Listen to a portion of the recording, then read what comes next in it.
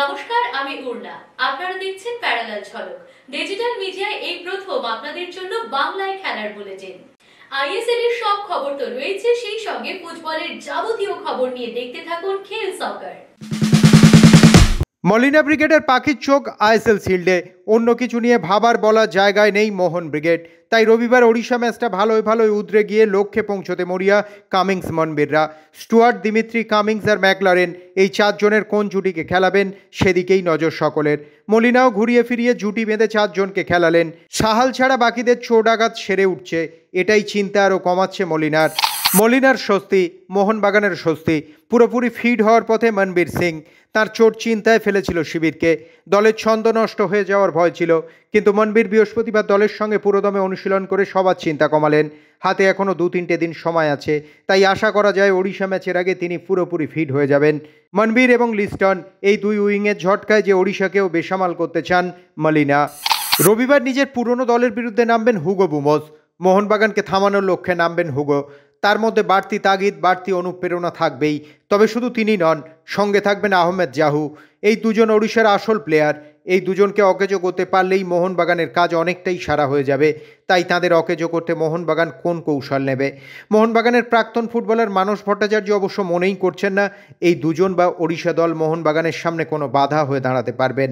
তার স্পষ্ট ব্যাখ্যা, কেউই থামাতে পারবে না এই মোহনবাগানকে। দেখো, আমি একটা কথাই বলবো, মোহনবাগান এখন যে জায়গায় রয়েছে, জহু বা হুগো বোমা যেই থাকুক, মোহনবাগান জিতবে।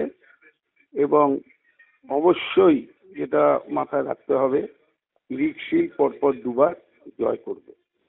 এখন মোহনবাগানের সামনে যে দলই আসুক, যে থাকুক না থাকুক, মোহনবাগান কিন্তু তার ইচ্ছিত লক্ষ্যে পৌঁছে যাওয়ার ক্ষেত্রে অনেক ধাপই এগিয়ে গেছে। তুমি জহু আবার হুগো বোমাসের কথা বলেছ, কিন্তু মোহনবাগানের মাঝমাঠও খারাপ নয়, মোহনবাগানের ডিফেন্সও খারাপ নয়। আলট্রেড এবং রড্রিগো যে ফুটবলটা খেলছে, আপুইয়া এবং ট্যাংরি, দীপক ট্যাংরি, এই যে ফুটবলটা খেলছে, এই যে চারজনের একটা স্কোয়ার, আমি বলবো যে ওই মাঝমাঠের ওই জায়গাটা, তখন এই জহু বা হুগো বোমাস খুব একটা কিছু সুবিধা করতে পারবে বলে আমার মনে হচ্ছে না। কারণ মোহনবাগানের দুই প্রান্তিক খেলোয়াড়, আমি জানি না মনবীর কতটা খেলার জায়গায় আছে, তবে আশা করবো ফিট হয়ে যাবে, এখন অনেক কয়েকদিন বাকি রয়েছে। এই দুজন লিস্টন কোলাসো এবং মনবীর যখন দৌড় শুরু করবে এবং ফ্ল্যাঙ্কটাকে সচল রাখার চেষ্টা করবে, তখন এই হুগো বোমা এবং জহু তাদেরও কিন্তু অনেকটা দায়িত্ব পড়বে লাইনের দিকে সরে গিয়ে ওদের আটকানো। মোহনবাগান দলটা কত সংঘবদ্ধ, কত মসৃণ, কতটা অপ্রতিরোধ্য, তার ব্যাখ্যা তো দিচ্ছেনই মানস ভট্টাচার্য। তবে সবকিছুর মধ্যেও তিনি তাকিয়ে আছেন ম্যাকলারেন কামিংস জুটির দিকে।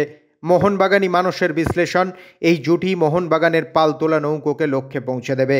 ম্যাকলারেন এবং কামিংসকে দিয়ে যেভাবে শুরু করছে, তাতে মোহনবাগানের কাছে গোল পেতে খুব একটা অসুবিধা হবে না।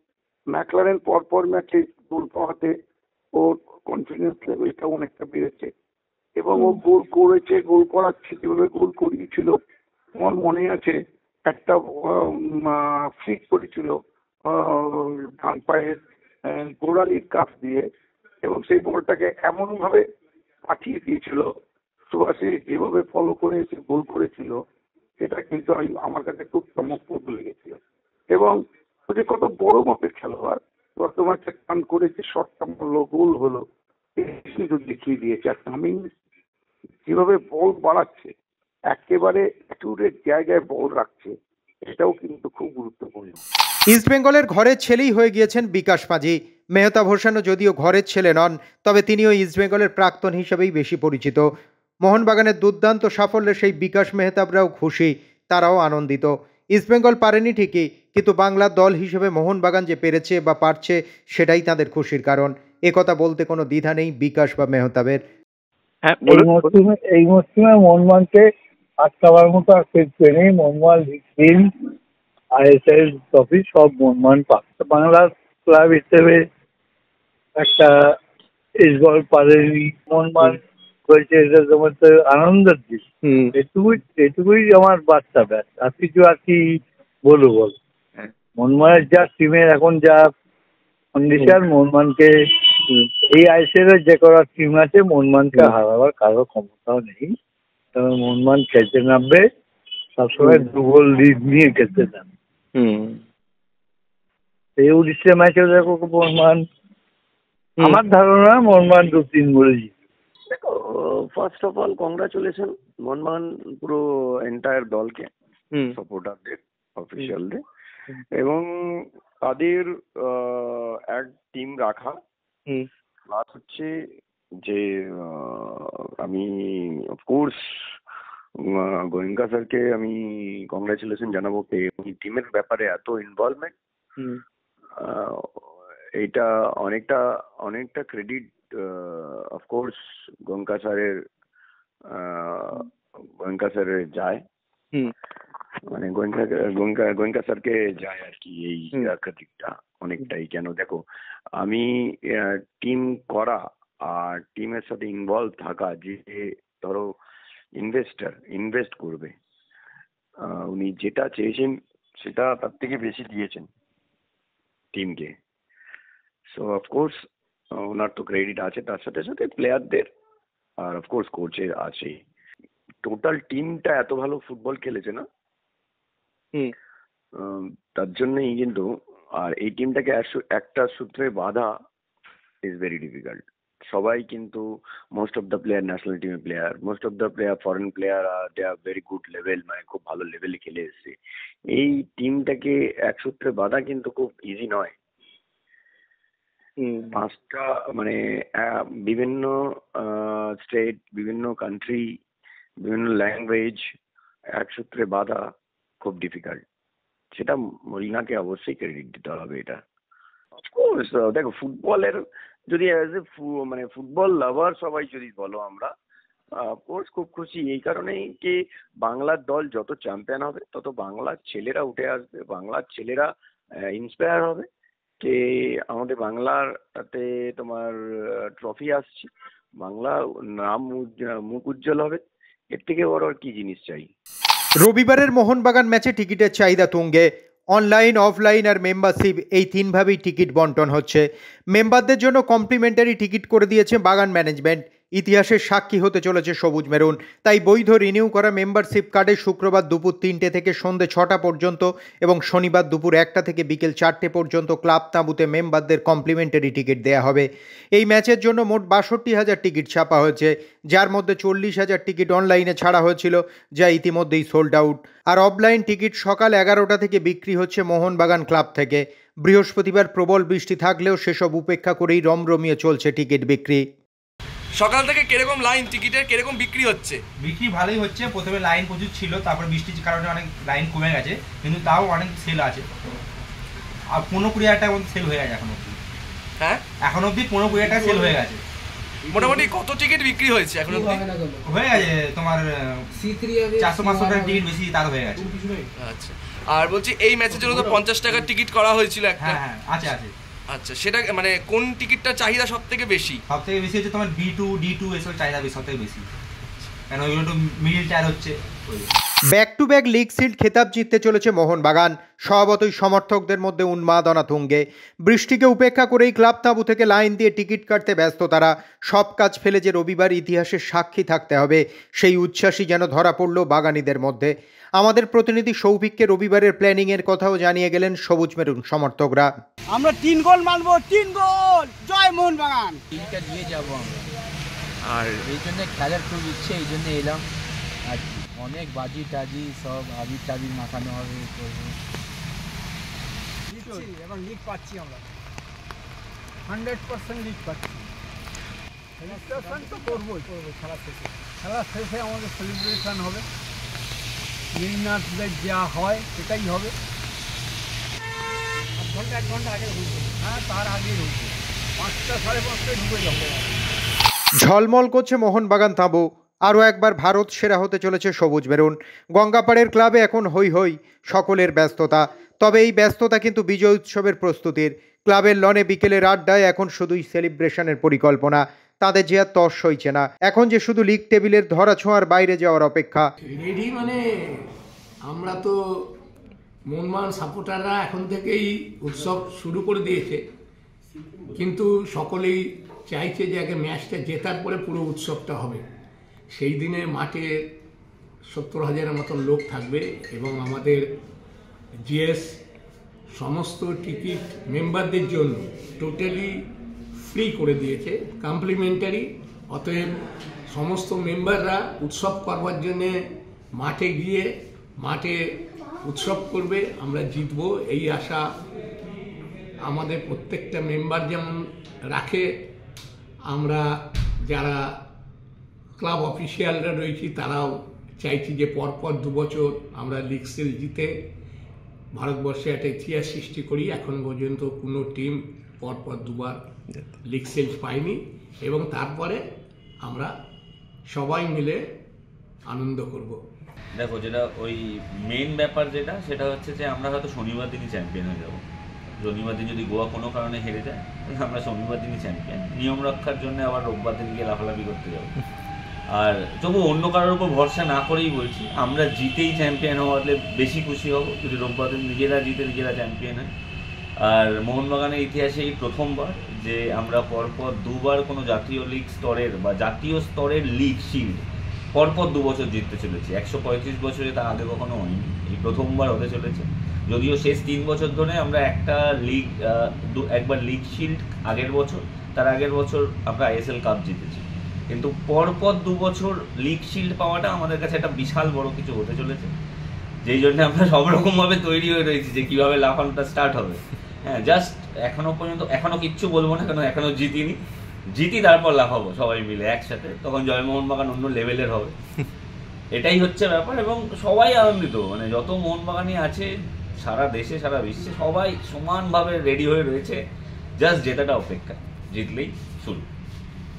দেখুন, আমরা মোহনবাগান ক্লাবের সমর্থক, আমরা সবসময় এই ধরনের সিচুয়েশন আমরা এর আগেও ফেস করেছি, কিন্তু শিল্ড যে নতুন করে আমরা আমাদের ঘরের মাঠে চ্যাম্পিয়ন হতে পারবো, আমাদের সমর্থকরা এবং আমাদের প্লেয়াররা সবাই একসাথে আমরা যে এনজয়মেন্টটা আমাদের ঘরের মাঠে করতে পারবো সেটা ভেবেই আমরা খুব উত্তেজিত এবং আশা করি রোববার আমরা নিশ্চয়ই জিতবো এবং খুব ভালো এবং খুব গোলেই জিতবো, এটাই আমাদের অনুভূতি। ঠিক আছে, জয় মোহনবাগান। দেখুন, আমরা মোহনবাগান খেলতে নামে জেতার জন্য, আর আমাদের লক্ষ্য জেতার। তো আমরা আগামী দিনে যে জিতে চ্যাম্পিয়ন হব, শুধু এই নয়, আমরা সঙ্গে কাপও চ্যাম্পিয়ন হচ্ছে, আর এই আশা নিয়েই আমরা মাঠে যাব এবং চ্যাম্পিয়ন হব। জয় মোহনবাগান। কাউন্টডাউন তো শুরু হয়ে গেছে, মাঝে আর মাত্র 2 দিন। রবিবার যুবভারতীতে ওড়িশার বিরুদ্ধে সিল জয়ের লক্ষ্যে নামবে মোহনবাগান। জানি এখন থেকেই পাড়ায় পাড়ায় চায়ের দোকানে আড্ডার থেকে এই রবিবাসরীয় ম্যাচ সেলিব্রেশনের পরিকল্পনাও তৈরি। গত কয়েকদিন ধরে আইএসএল লিগ সিল জয়ের ম্যাচ ঘিরে আপনার সেলিব্রেশনের সেই আবেগ উচ্ছ্বাসকেই তুলে ধরছি আমরা প্যারালাল ঝলকে। একই সঙ্গে বাঙালির ফুটবল প্রেমের চিত্রটাও ধরা পড়ছে সময়ের ক্যানভাসে। কেমন লাগছে আমাদের এই উদ্যোগ? কমেন্ট করে জানান আমাদের। আপনার সেরা কমেন্টটাই তুলে ধরবো আমরা এই ঝলকে। ততক্ষণ বরং চলুন গতকালের বাছাই কিছু কমেন্ট এক নজরে দেখে নেওয়া যাক। আশিস আচার্য লিখেছেন, ওই দিন 70,000 দর্শক মাঠে মোহনবাগানকে লিগ সিল জেতাতে যাবে। বিধান নস্কর লিখেছেন, গত বছর লিগ সিল জেতার দিন মাঠে ছিলাম, সে এক স্বর্গীয় অনুভূতি। এবারও মাঠে যাব ইতিহাসের সাক্ষী হতে। জয় মোহনবাগান। জ্যোতি বাগচি লিখেছেন, মোহনবাগানের সাফল্য দেখব। অর্ণব ভট্টাচার্য লিখেছেন, সব কাজ ফেলে মাঠে যাচ্ছি, জয় মোহনবাগান, ইতিহাসের সাক্ষী হতে চাই পরপর 2 বার। বান্টি মেরিনার্স লিখেছেন, ক্রিকেট নিয়ে আগের উত্তেজনাটা আসে না, তবে মোহনবাগান কেন্দ্রিক আবেগ আমরণ থাকবে, তাই ক্রিকেটের স্কোর দেখা, সাথে মোহনবাগানের ম্যাচ উপভোগ করব।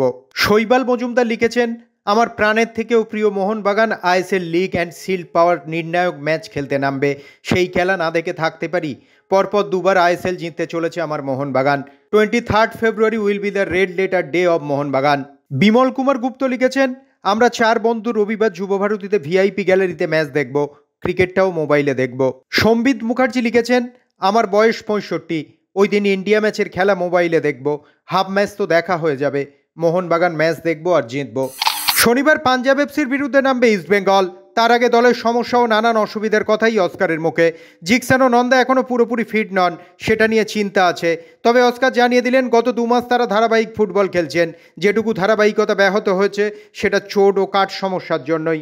তিনি আবার মনে করিয়ে দিলেন মরশুমের শুরুর ব্যর্থতার জন্যই তাদের আজ এই অবস্থা। তবে পাঞ্জাব যাওয়ার আগে এএফসির প্লে অফ নিয়ে অস্কারের গলায় অসন্তোষ। সূচি নিয়ে তিনি যে বেশ বিরক্ত সেটা ভালোভাবেই বুঝিয়ে দিলেন। For me to answer this here because I don't want to criticize nothing and I don't want to have problems. But the AFC playoffs are announced way ahead the ISL season. So there are 2 teams playing the AFC Cup competitions and I don't know if there was a problem in the planning or there was no confidence that the Indian teams will reach the final stages. অস্কারের মাথা ব্যথা, east বেঙ্গলের মাথা ব্যথা Richard সেলিস। তার চোট পেয়ে যাওয়াটা বেশ সমস্যায় ফেলে দিয়েছে দলকে। সেলিসের হ্যামস্ট্রিংয়ে চোট, কিন্তু তিনি কি পাঞ্জাবের বিরুদ্ধে খেলতে পারবেন? ম্যাচের 2 দিন আগে কোচ অস্কার বোজো জানিয়ে দিলেন লম্বা মরশুমে এখনও অনেক কিছু বাকি আছে, তাই ভেবেচিন্তেই সিদ্ধান্ত নিতে হবে। We could take the risk to call him for the next game. He had a similar injury than Jackson, but in a more difficult area. So, for example, Jackson, we will try today in practice to see his condition, and same as Nanda, I hope that Jackson is ready to help the team in this next game against Punjab. The situation of Celis, as I told you, is a similar injury, but it's in the hamstring. পাঞ্জাবের বিরুদ্ধে নামার আগে সল ক্রেসপোর গলায় আশা আর হতাশার মিশেল। Crespo বলছেন ঠিকই তারা মরশুমটা খুব খারাপভাবে শুরু করেছিলেন এবং বেশ কিছু চোট আঘাতে খুব খারাপভাবে ভুগেছেন, তবে এসব এখন অজুহাতের মতো শোনাবে। তিনি এখনও মনে করেন সুপার 6-এর সব আশা শেষ হয়ে যায়নি, নিজেদের ওপর বিশ্বাস রাখতে চান এবং এএফসিতে ভালো ফলের লক্ষ্যে এগোতে চান। তবে আপাতত মাথায় শুধুই পাঞ্জাব ম্যাচ।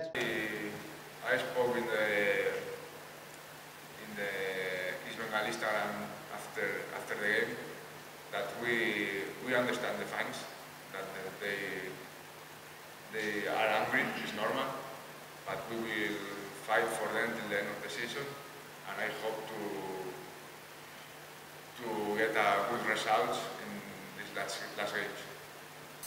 ফের একবার হার মোহামেডানের। ঘরের মাঠে জামশেদপুরের কাছে 2-0 গোলে হারল তারা। ম্যাচে 6 মিনিটেই ঋত্বিক দাসের গোলে এগিয়ে যায় জামশেদপুর। 82 মিনিটে লিড ডবল করেন নিখিল বারলা। গত ম্যাচের পারফরমেন্সের জেরে এদিন বাংলা ছেলে রবি হাঁসদাকে প্রথম থেকেই দলে রেখেছিলেন মোহামেডান কোচ মেহরাজউদ্দিন ওয়াড়ু, কিন্তু সেইভাবে নজর কাটতে পারলেন না তিনি। মরশুমের শেষের দিকে এসে একইভাবে হতাশাজনক ফল সাদা কালো ব্রিগেডের। বৃহস্পতিবার সাব কমিটির বৈঠকে কলকাতা লিগের চ্যাম্পিয়ন নির্ধারণ করতে না পারলেও আইনি পদে তোড়জোড় শুরু করে দিল আইএফএ। ডায়মন্ড হারবার আদালতে আবেদন করার পর 19 তারিখ পর্যন্ত স্থগিতাদেশ দিয়েছে কোর্ট। এবার সেই নিয়েই আইনি পরামর্শ নিচ্ছে আইএফএ। তবে এদিনের বৈঠকে প্রথম ডিভিশনের ফলাফল নির্ধারণ করা হলো। প্রথম ডিভিশনে champion United Kolkata sports club এবং রানার্স হয়েছে শ্রীভূমি ফুটবল ক্লাব। আর এই ডিভিশন থেকেই অবনমনের আয়তায় পড়ে দ্বিতীয় ডিভিশনে নেমে গেল ক্যালকাটা ফুটবল ক্লাব এবং চাঁদনি স্পোর্টিং ক্লাব। সান্তিয়াগো বার্নাবুতে গত বুধবার রাতে চ্যাম্পিয়ন্স লিগ প্লে অফের দ্বিতীয় লেগে মুখোমুখি হয়েছিল রিয়াল মাদ্রিদ এবং ম্যানচেস্টার সিটি। এই ম্যাচেই যেন নিজের সেরা ছন্দে ফিরলেন ফরাসি তারকা কিলিয়ান এমবাপে। তাঁর দুর্দান্ত হ্যাটট্রিকে 3-1 গোলে ম্যাচ জিতল রিয়াল। এদিন অপ্রতিরোধ্য রিয়ালের সামনে প্রচণ্ড রকম ম্রিয়মান দেখাচ্ছিল সিটিকে। ম্যাচের প্রথমার্ধেই তারা যেন আত্মসমর্পণ করে নিয়েছিল। এই জয়ের ফলে 2 লেগ মিলিয়ে 6-3 গোলের ব্যবধানে শেষ 16-এ পৌঁছল রিয়াল। রিয়ালের পাশাপাশি এদিন 2-1 গোলে জুভেন্টাসকে হারিয়ে পরের রাউন্ডে উঠল পিএসভি। 2 লেগ মিলিয়ে 4-3 গোলে জয়ী হয়েছে তারা। এমনকি চ্যাম্পিয়ন্স লিগের অন্য ম্যাচে এমবাপের পুরনো ক্লাব পিএসজি ব্রেস্তের বিপক্ষে গোল উৎসবে মাতল। এদিন তারা 7-0 গোলে ম্যাচ জিতে 2 লেগ মিলিয়ে 10 গোলের ব্যবধানে শেষ 16-এ পৌঁছে গেল। ভয়াবহ তুষারপাতে বিপর্যস্ত অবস্থা যুক্তরাষ্ট্রের মধ্য পশ্চিমাঞ্চলের অঙ্গরাজ্য কানসাসের। সেখানে তাপমাত্রা -17 ডিগ্রি সেলসিয়াস। সেখানেই কনকাকাফ চ্যাম্পিয়ন্স কাপে স্থানীয় দল স্পোর্টিং কেসির বিপক্ষে খেলতে নেমেছিল ইন্টার মায়ামি। সেই ম্যাচে 56 মিনিটে মেসির কলায় একমাত্র গোলেই প্রথম রাউন্ডের প্রথম লেগ 1-0 ব্যবধানে জিতল মায়ামি। নতুন মরশুমে এটাই ছিল মেসিদের প্রথম প্রতিযোগিতামূলক ম্যাচ। ইংলিশ প্রিমিয়ার লিগে প্রতিটি ম্যাচ এখন হাড্ডাহাড্ডি। তেমনই এক গুরুত্বপূর্ণ ম্যাচে গত বুধবার রাতে অ্যাস্টন ভিলার মুখোমুখি হয়েছিল শীর্ষে থাকা লিভারপুল, কিন্তু এই ম্যাচে ভিলার কাছে আটকে গেল তারা। শেষ পর্যন্ত 2-2 গোলের ড্র নিয়ে মাঠ ছাড়তে হলো আর্নে স্লটের দলকে। এদিন লিভারপুলের সঙ্গে পাল্লা দিয়ে আক্রমণাত্মক ফুটবল খেলেছে অ্যাস্টন ভিলাও। এই ড্রয়ের ফলে লিভারপুলের আরও কাছে আসার সুযোগ থাকলো আর্সেনালের, কেননা 26 ম্যাচে লিভারপুলের পয়েন্ট 61, অন্যদিকে এক ম্যাচ কম খেলে আর্সেনালের পয়েন্ট 53। সম্প্রতি প্রাকৃতিক ঘাসের পরিবর্তে কৃত্রিম টার্ফে খেলার বিরুদ্ধে সরব হয়ে অনলাইনে প্রতিবাদমূলক প্রচার শুরু করেছেন ব্রাজিলিয়ান লিগের footballer Neymar, Thiago Silva, Philippe কুতিনিওরা। প্রত্যেকেই নিজেদের সোশ্যাল সাইটে এ নিয়ে সরব হয়েছেন। তাদের দাবি, পেশাদার ফুটবল কৃত্রিম ঘাসে খেলা হয় না, কৃত্রিম ঘাসের মাঠে খেলোয়াড়দের চোটে পড়ার হার বাড়ছে বলেই মনে করছেন তারা। ভারতীয় ও আন্তর্জাতিক ক্রিকেটের যাবতীয় খবর নিয়ে আমাদের বিশেষ সেগমেন্ট লে ছক্কা।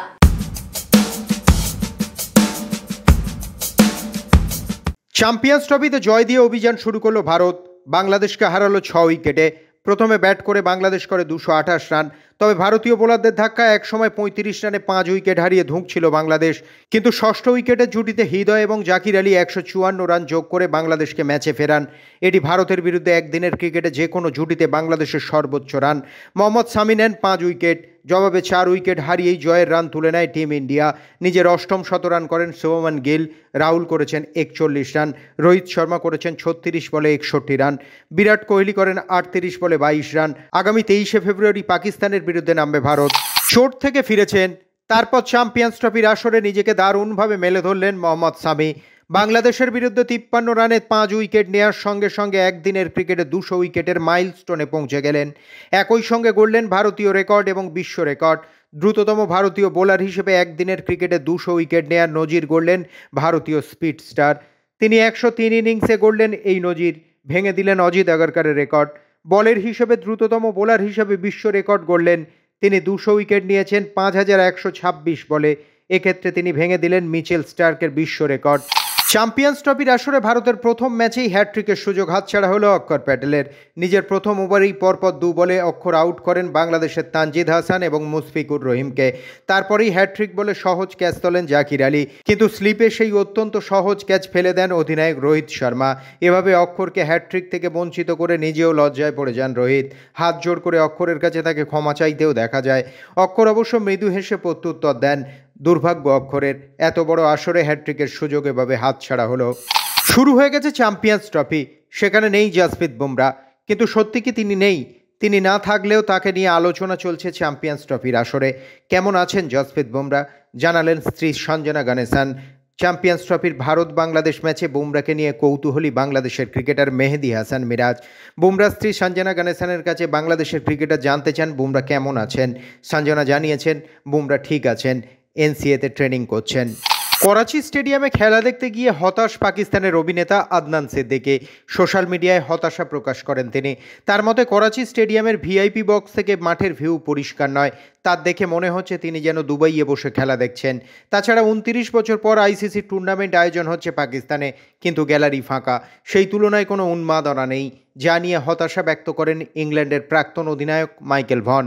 হকি থেকে দাবা, টেনিস থেকে সাঁতার, ফুটবল ক্রিকেট ছাড়াও অন্যান্য সব খেলার খবর নিয়ে আমাদের বিশেষ সেগমেন্ট উইং প্লে।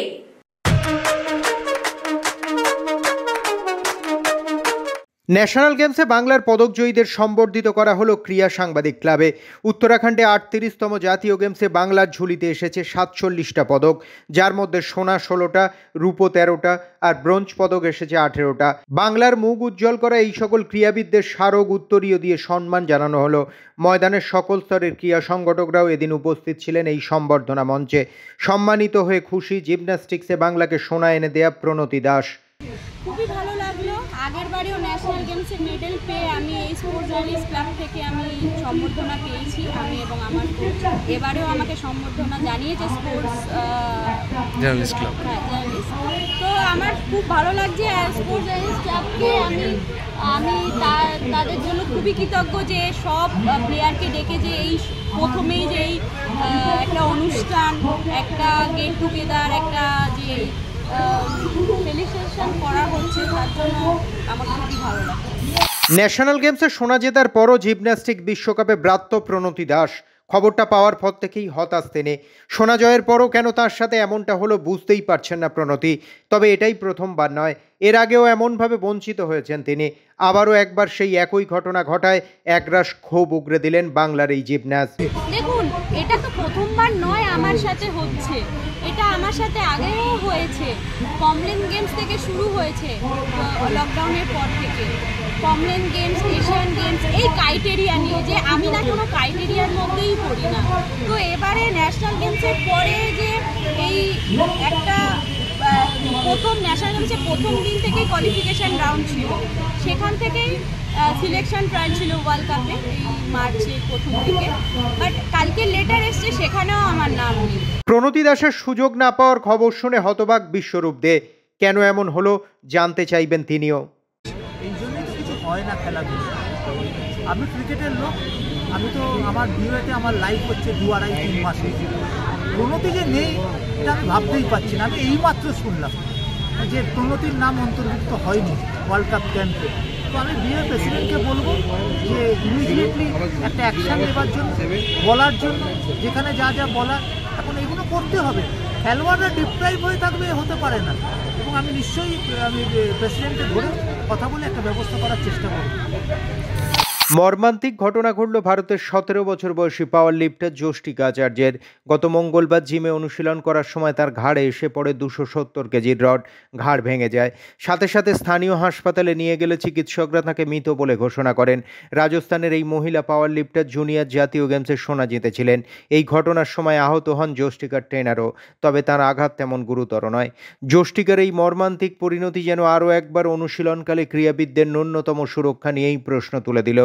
খেলার মাঠে খেলার খবরের বাইরেও উঠে আসে নানা রকমের মন্তব্য, আর সেই সব মন্তব্যের কোলাজ নিয়ে আমাদের বিশেষ সেগমেন্ট থ্রো ইন। দেশের জার্সি পরার এই ইচ্ছে এবং আবেগটাই সবচেয়ে বড় অনুপ্রেরণা। এটাই আমাকে চাঙ্গা করে রাখে। এর জন্য যন্ত্রণা সহ্য করা যায়। কোনো কিছুই চিরস্থায়ী নয়। আমরা অবিশ্বাস্য ছিলাম, আমাদের অতীত অসাধারণ, কিন্তু এখন আর তেমন নয়। তবে রিয়াল যোগ্য দল হিসেবেই জিতেছে। প্যারালাল ঝলক আজ এ পর্যন্তই। আপনাদের জন্য প্যারালাল ঝলক প্রতিদিন রাত 10টায়। খেলার জগতের সেরা প্যাকেজ নিয়ে দেখতে থাকুন প্যারালাল ঝলক।